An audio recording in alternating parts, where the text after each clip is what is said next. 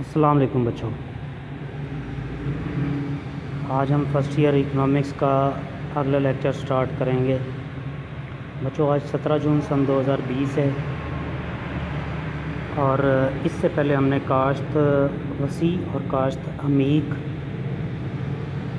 को स्टडी किया था। 8वें चैप्टर का बेटा हम ये हिस्सा ज़मीन स्टडी कर रहे थे। आज हमारा टॉपिक ज़मीन की पैदावारी इस्तेदाद को मुतासर करने वाले अवामिल, इन्हें हम डिस्कस करेंगे।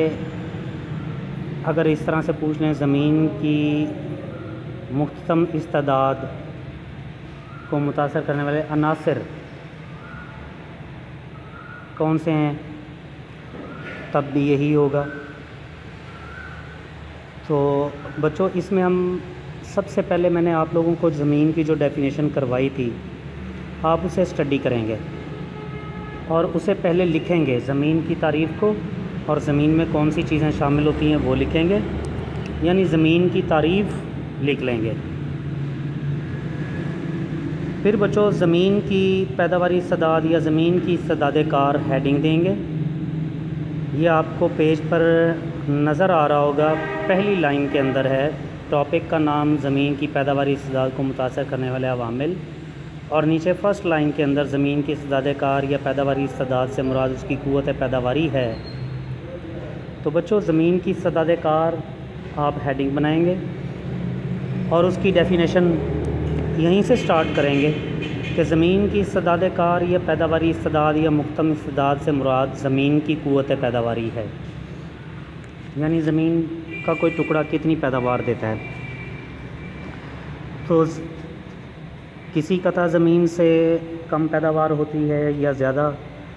अगर ज़मीन के दो कतात पर, ज़मीन के दो टुकड़ों पर मेहनत और सरमाए की एक जैसी इकाइयाँ लगाई जाएं, यानी खसूसियत, सलाहियत, तालीम, तजर्बे की बुनियाद पर मेहनत यानी मज़दूरों की तमाम इकाइयाँ एक जैसी हों और एक जैसी एफिशिएंसी हो उनकी। इसी तरह मशीनरी, आलात औज़ार भी दोनों टुकड़ों पर एक जैसे सेम क्वालिटी के लगाए जाएं। तो फिर इन दो टुकड़ों में से जो कता ज़मीन या ज़मीन का जो टुकड़ा ज़्यादा पैदावार देगा उसकी इस्तेदाद कार भी बुलंद होगी, यानी पैदावारी सलाहियत भी बुलंद होगी, जबकि दूसरा कता जो कम पैदावार देगा उसकी इस्तेदाद कार भी पस्त होगी, यानी पैदावारी सलाहियत भी पस्त होगी, कम पैदावार देगा।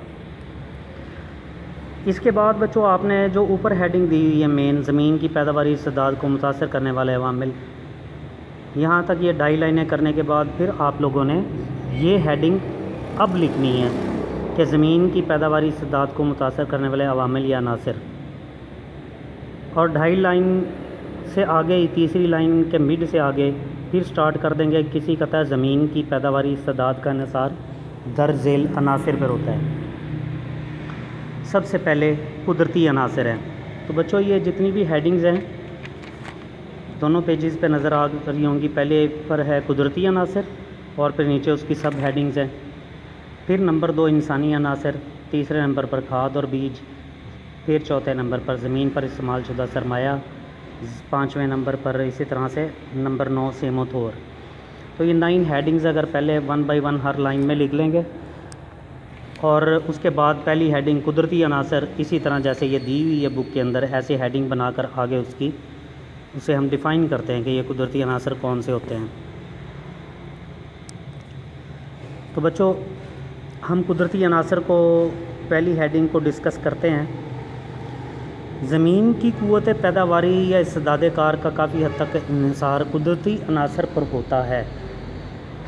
इनके बग़ैर किसी चीज़ की पैदावार नहीं की जा सकती। सबसे पहले इसमें तबई खसूसियात, कि ज़मीन की कुदरती खसूसियात क्या हैं, तबई खसूसियात क्या हैं। ज़मीन के बाज़ कतात कुदरती तौर पर, तबई तौर पर ज़्यादा ज़रख़ेज़ और हमवार होते हैं।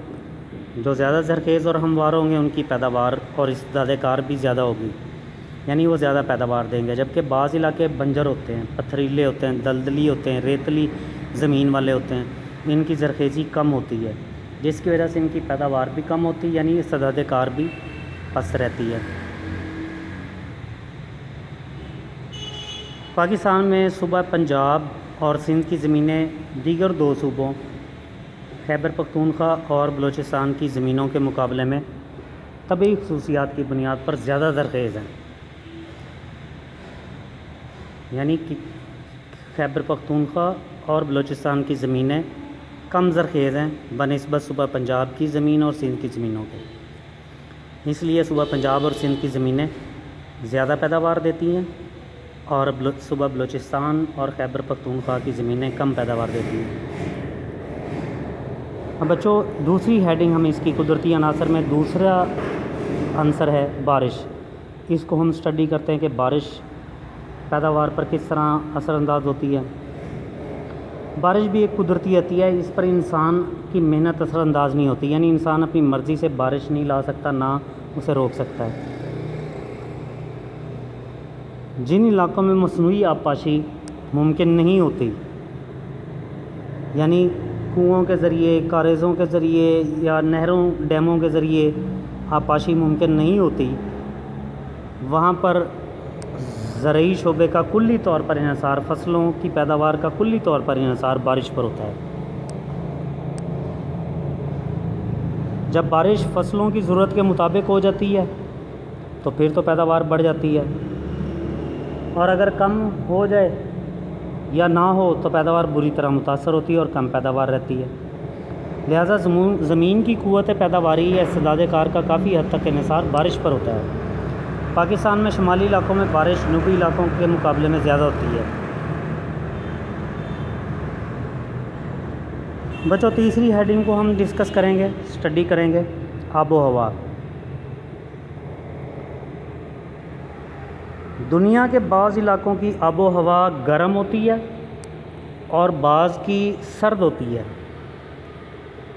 लेकिन जिन इलाकों की आबो हवा मखसूस फसलों के लिए मौजू होती है वहाँ पर उनकी पैदावार ज़्यादा रहती है। और जिन इलाकों की आबो हवा शदीद हो, यानी या तो शदीद गर्मी पड़े या शदीद सर्दी वाले इलाके जो होते हैं, वहाँ पर ज़मीन की पैदावार बुरी तरह मुतासर होती है और इस तरह उनकी इस्तेदाद कार पैदावारी सलाहियत भी कम रहती है। पाकिस्तान के भी मुख्तलिफ़ इलाकों में की आबो हवा में फ़र्क पाया जाता है। कहीं पर बहुत ज़्यादा शदीद गर्मी पड़ती है, कहीं पर आबो हवा मुतदिल रहती है, सारा साल एक जैसी रहती तकरीबन, और कहीं पर बहुत ज़्यादा शदीद सर्दी पड़ती है, इसलिए पैदावार मुतासर रहती है।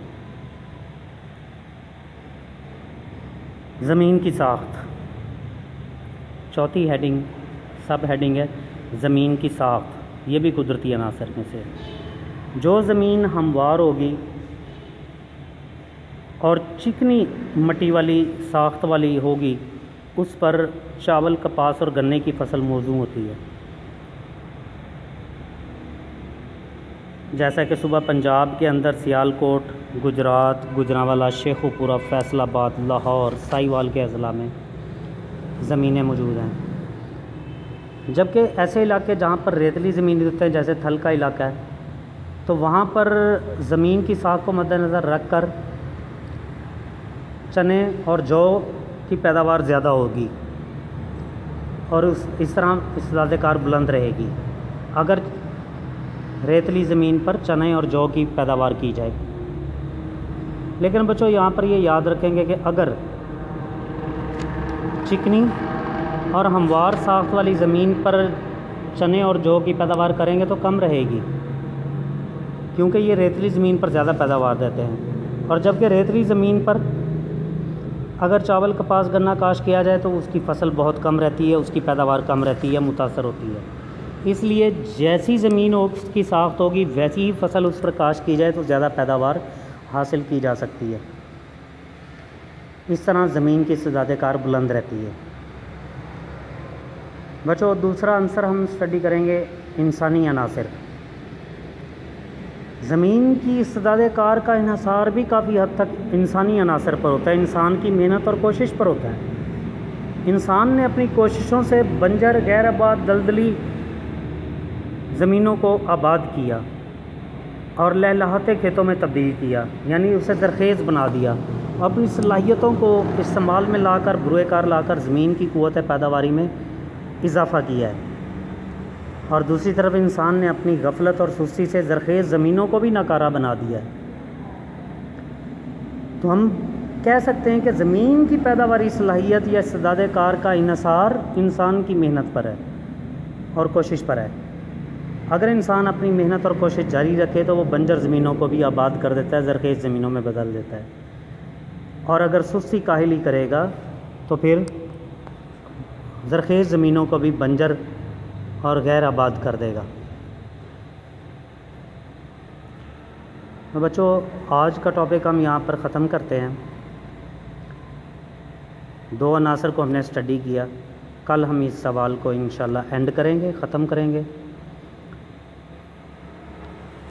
तो बच्चों, ये याद रखना है कि लेक्चर के शुरू में मैंने जैसे सवाल की तरतीब बताई है, ये लॉन्ग क्वेश्चन में भी सवाल आ जाया करता है, बड़ा इंपॉर्टेंट है, लॉन्ग क्वेश्चन है। तो 10 में से 8-9 नंबर गेन कर सकते हैं आप इसमें, अगर आप पहले ज़मीन की तारीफ़ मिसाल देने के बाद फिर आप ज़मीन की इस्तेदाद कार या पैदावारी इस्तेदाद की हेडिंग बनाकर उसको डिफ़ाइन कर लेंगे 2.5 लाइनें, और फिर उसके बाद आप हेडिंग देंगे ज़मीन की पैदावारी इस्तेदाद को मुतासर करने वाले अवामिल। तो पहले हर लाइन के अंदर एक हेडिंग जो लिखी हुई है उसको लिखते जाएंगे, तो इस तरह से सवाल की लेंथ भी बढ़ जाएगी और ख़ूबसूरत सवाल नज़र आएगा। फिर आप पहली हेडिंग कुदरती अनासर को मार्कर के साथ लिखें और नीचे उसको एक्सप्लेन कर दें। इसी तरह सब हेडिंग्स को भी मार्कर से, तमाम हेडिंग्स जो हैं उनको मार्कर से लिखते हुए आप इसको एक्सप्लेन करते जाएंगे, तो इंशाल्लाह 10 में से 8 से 9 नंबर तक गेन कर पाएंगे आप। बच्चों, कल हम मज़ीद जो है बाकी जितने भी अनासर रह गए हम उनको स्टडी करेंगे। अल्लाह हाफ़िज़, अस्सलाम वालेकुम।